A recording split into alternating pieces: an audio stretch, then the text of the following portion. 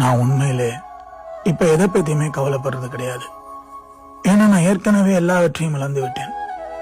சொல்றதுன்னா இப்ப ஒண்ணு சொல்லிக்கலாம். வடுக்கலாகி போன காயங்கள் திரும்பவும் வலிக்க ஆரம்பிக்கின்றன. உள்ளுக்குள்ள செத்து போயிட்டேன்னு நான் உணர்ந்தாலும் வெளியில ஒரு சொட்டு கண்ணீர் தெரியாது. கவலையை நான் புன்னகையால் மறைக்கிறேன். ஆனால் அது இன்னும் இன்னும் என்னை காயப்படுத்த அவங்களுக்கு வாய்ப்பு கொடுத்துட்டு இருக்கு. அமைதியா இருக்கிறதால இடம்னு நினைக்கிறாங்க, மௌனமா இருக்கிறதால ஊமையான்னு நினைக்கிறாங்க, பொறுமையா இருக்கிறதால முட்டாள்னு நினைக்கிறாங்க. எல்லாவற்றுக்கும் ஒரு காரணங்கள் சொல்றவர்களிடம் ஒரு நியாயமான பதிலை ஒருபோதும் எதிர்பார்க்க முடியாது. எனக்கு மட்டும்தான் வலிக்கான நம்புறவங்கிட்ட நம்முடைய உணர்வுகளை எப்படியும் புரிய வைக்க முடியாது. மற்றவர்களின் மனநிலையை பத்தி யோசிக்காம தங்களுடைய சூழ்நிலையை மட்டும் சிந்திக்கிறவங்கிட்ட ஒரு பொதுவான மனநிலையை ஒரு நாளும் பார்க்க முடியாது.